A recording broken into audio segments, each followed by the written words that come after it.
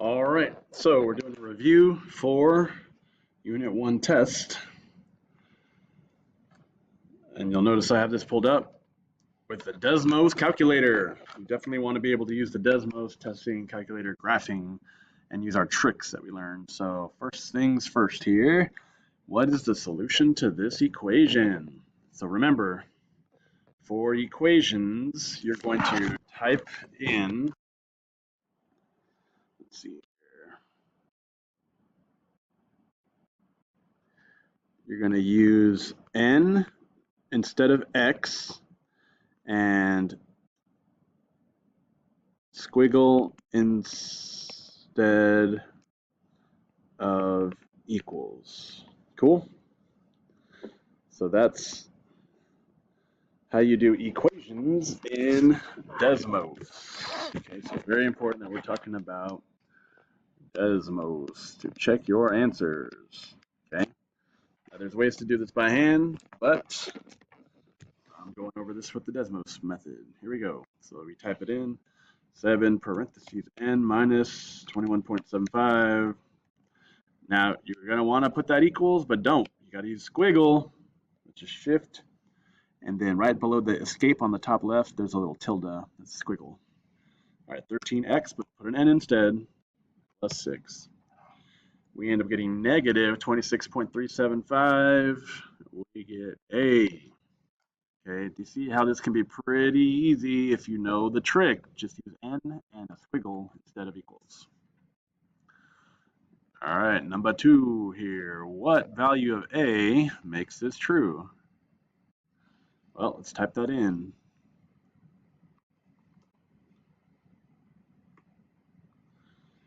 $27. Now I can use A, but I'm going to use N because I want to be consistent. Squiggle, 4 parentheses, 6N minus 11. Okay, I typed it in with N, with the squiggle. My parameters, I got negative 8, so it's negative 8. I can type that in, right? Number 3, what is the solution to this equation? Another equation, so let's type that in. All right, so it's 3 parentheses 4. I could use C, but I'm going to use N minus 5 parentheses. Shift squiggle, top left corner, right? 4 parentheses 4N plus 7 parentheses minus 22. Okay, I type all that in, and then you should see right here I got negative 5.25. So my answer is B. Cool. Number 4.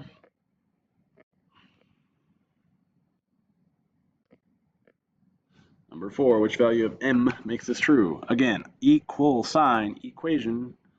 We're going to type this thing in here.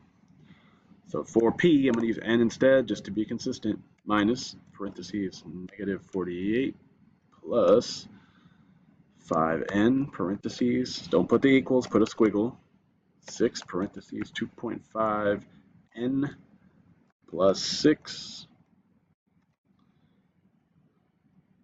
I get negative 0.75. Now look, if all my answers are fractions, you can type just negative 0.75 and you're going to get this little like fraction thing off to the left. Click that.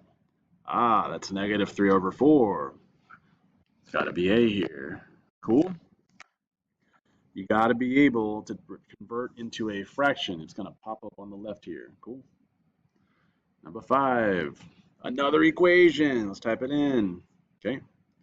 It has x, but I'm going to put 14n minus 2, squiggle, negative 3, parentheses, 2n plus 6. You type it in with the squiggle and n instead, I get negative 0.8. Once again, fractions. Let's type this in, negative 0.8. Click the little fraction thing here. It's negative 4 over 5. Cool.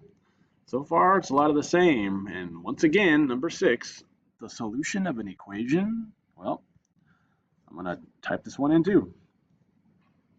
0.4 parentheses 10. I'm going to use n minus 20 parentheses squiggle 0.3 parentheses 12 minus 6n. And I get -2 for my answer.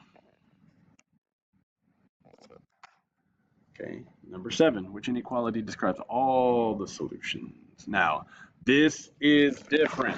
This is very important. Okay? On number 7, okay, Desmos inequalities. This is different. You must, in this case, you have to use X. And you must use brackets. Okay? You got to use brackets. Now, brackets, when you're looking at your keyboard or next to the letter P, you have to hit Shift and the button next to the letter P. Okay? So let's go ahead and type this thing in. So, brackets, see that? You could also get them from this little keyboard right here. There should be brackets somewhere. When you hit ABC, it's right there in the middle, kind of. But I digress. Let's type it in. -3, parentheses, 2 minus 4x, use the x, parentheses. Now that's symbol greater than or equal to. I think if you press greater than and then you put equal, yeah. So you actually press the greater than sign and then the equal sign, and it made it, okay? But you may not remember that. So click the keyboard, and it's right there, greater than or equal, okay? 6x plus 6. You don't even have to end the bracket. It automatically does it, but I'm going to do it. Now you want to look at your graph here. If you click near the end and you drag it over, it's going to give you that endpoint. So you see how the x value is 2? You can see it's right above 2 as well, but you always want to double check, because what if it's a decimal? But this is exactly 2, okay? Now here's the question. We know it's 2, so I'm going to put x, I'm going to put 2, but which way is it going? It starts at 2 and it goes to the right, to the right. So it's going to have to point to the right, like an arrowhead. So that's a greater than sign. Now here's the question, is it underlined or not? Well, if the original is underlined, then this one has to be underlined, right? Just like that. Okay. So it's greater than or equal to 2. So it's got to be A, okay?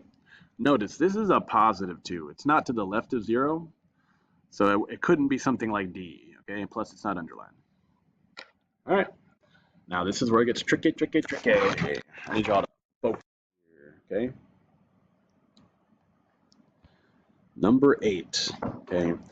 This is weird. You got to know how to do this. So look, when you have X and Y, X and Y, how do you do it? Okay, well, what you're going to do is you need to solve for Y. So if I'm going to solve for Y, I need to get rid of this X, okay?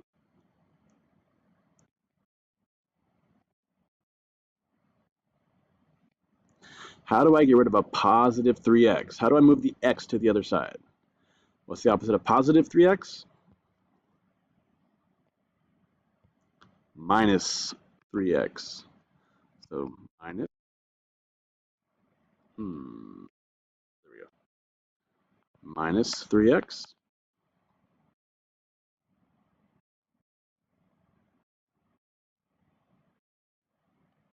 Sorry, one second. Minus 3x. And then on this side, minus 3x. Now this is where people mess up. 14 minus 3 is not 11. No 11, okay? This has an x and this doesn't. You're going to put this right in front of that 14, okay? I know it's weird, but this is like the mx in front of the b, which we're going to get to when we get into linear equations, okay? I know this is like premature. I didn't make this test, all right? So let's bring this down with the sign, right? That's not just a 4y, it's a negative 4y equals that minus 3x has to go first, and that positive 14 plus 14 goes second. You got to do it this way. You move the x over by doing the opposite. You put it in front of the constant. Okay, that's step one. And then step two, to get rid of the coefficient, the number in front of y, in visible math, it's being multiplied. The opposite is to divide by the exact same number. And everything gets divided by that exact same number. Okay. Bring down y equals a negative divided by a negative is a positive 3 over 4. Leave it as a fraction. Whenever you do these types of equations, you're going to leave it as a fraction.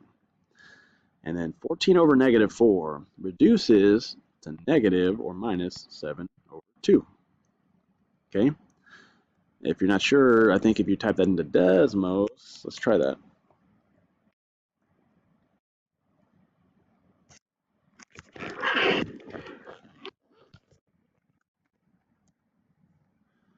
So it says negative 3.5, but I hit the fraction, negative 7 over 2.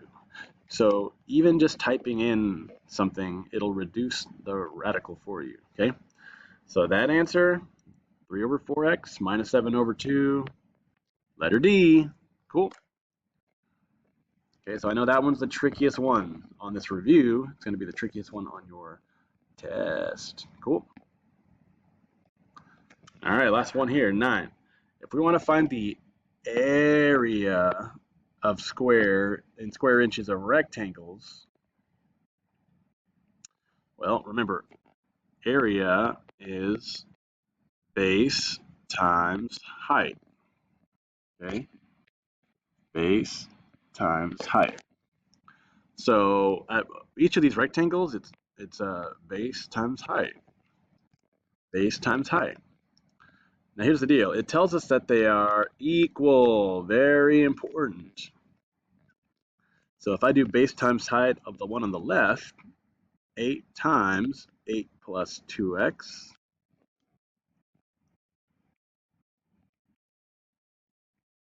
It says it's going to be equal to the other one, which is 15 times 4x minus 6. Now, do you see how that's an equation with x? We know what to do with that. We're going to go over to Desmos and just type it in. But remember, we're not going to use x, 8 plus 2n, and we're going to use the squiggle, 15 parentheses 4n minus 6.